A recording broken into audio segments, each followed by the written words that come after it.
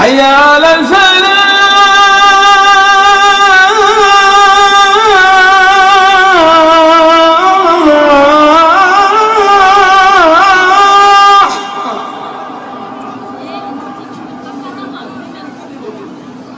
حي على الفلاح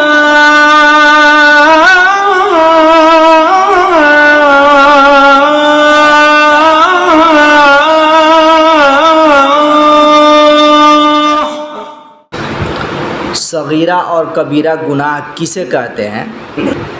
ان دونوں کی تعریف کیا ہے؟ کن گناہوں کو صغیرہ کہیں گے اور کن گناہوں کو کبیرہ کہیں گے؟ اس کی تعریف اکثر لوگ نہیں جانتے، اس سے ناواقف ہوتے ہیں۔ لغوی معنی کی طرف نظر کرتے ہوئے چھوٹے گناہوں کو صغیرہ کہہ دیتے ہیں اور بڑے گناہوں کو کبیرہ کہہ دیتے ہیں۔ قرآن کریم کے اندر سورہ نساء کے اندر ایک آیت ہے، اللہ جل شانہ فرماتے ہیں اِن تجتنبوا کبائر ما تنہون عنہ نکفر عنکم سیئاتکم وندخلکم مدخلا کریما،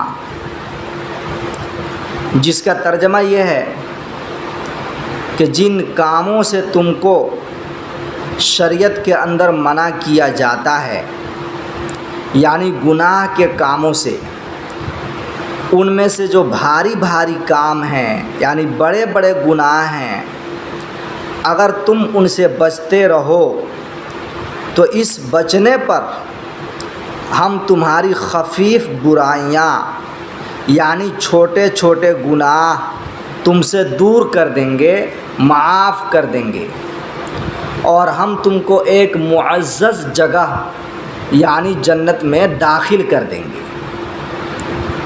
گناہ دو قسم کے ہیں، ایک صغیرہ اور دوسرے کبیرہ۔ اس آیت کریمہ سے چند باتیں معلوم ہوئیں۔ ایک بات تو یہ معلوم ہوئی کہ نیک اعمال کی برکت سے، اعمال صالحہ سے چھوٹے چھوٹے گناہ معاف ہو جاتے ہیں، یعنی اعمال صالحہ صغیرہ گناہوں کے لیے کفارہ بن جاتے ہیں۔ جیسا کہ ایک حدیث میں آیا ہے کہ جب کوئی شخص نماز کے لیے وضو کرتا ہے تو ہر عضو کے دھونے کے ساتھ ساتھ گناہوں کا کفارہ ہو جاتا ہے۔ جب آدمی چہرہ دھوتا ہے یا آنکھ یا کان یا ناک وغیرہ پر وضو کا پانی پہنچتا ہے تو یہ پانی پہنچنا گناہوں کے لیے کفارہ ہو جاتا ہے، اور پانی کے ساتھ ساتھ گناہ بھی جھڑ جاتے ہیں۔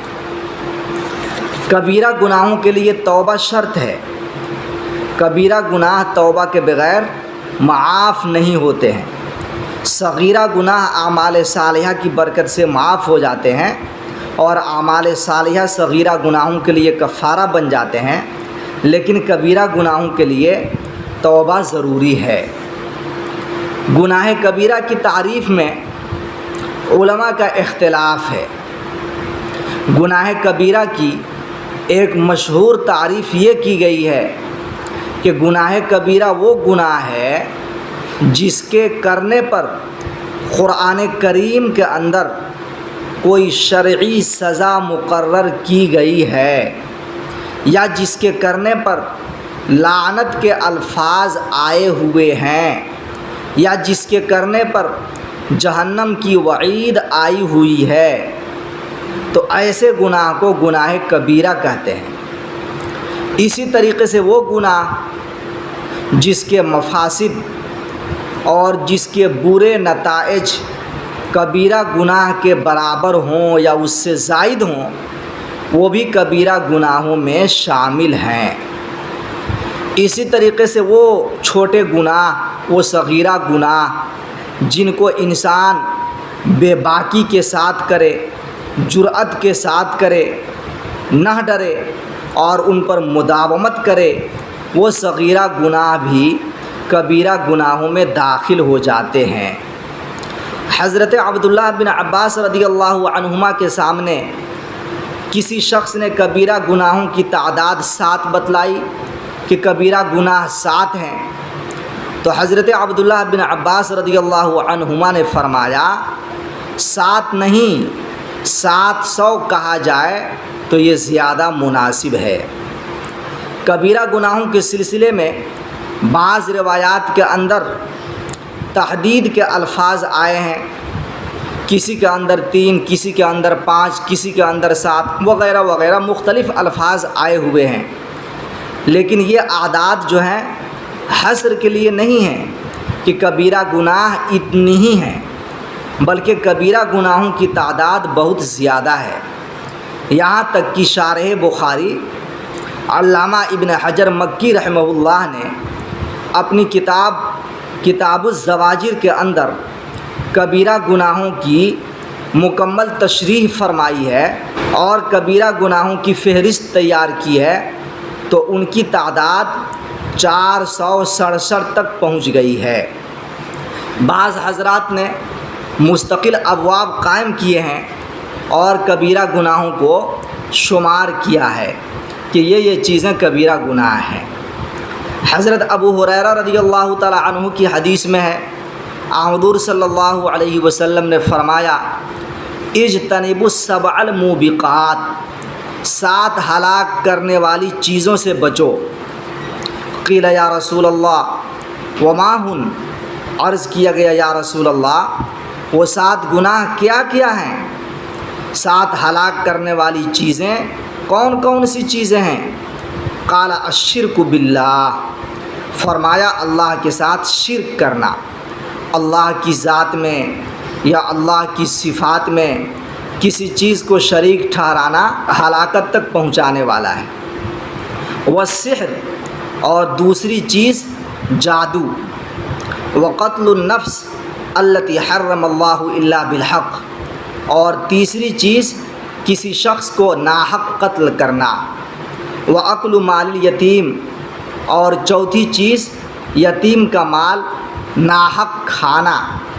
وَأَكْلُ الرِّبَا، اور سود کھانا۔ وَالتَّوَلِّ يَوْمَ الزَّحْفِ، اور میدان جنگ سے فرار ہونا۔ وَقَذْفُ الْمُحْصَنَاتِ الْغَافِلَاتِ الْمُؤْمِنَاتِ، اور پاک دامن عورتوں پر تہمت لگانا۔ خلاصہ کلام یہ ہے کہ کبیرہ گناہوں کے لیے احادیث میں جو الفاظ آئے ہیں وہ تحدید کے لیے نہیں ہیں، اور اتنے ہی کبیرہ گناہ مراد نہیں ہیں، اس سے زیادہ بھی ہیں۔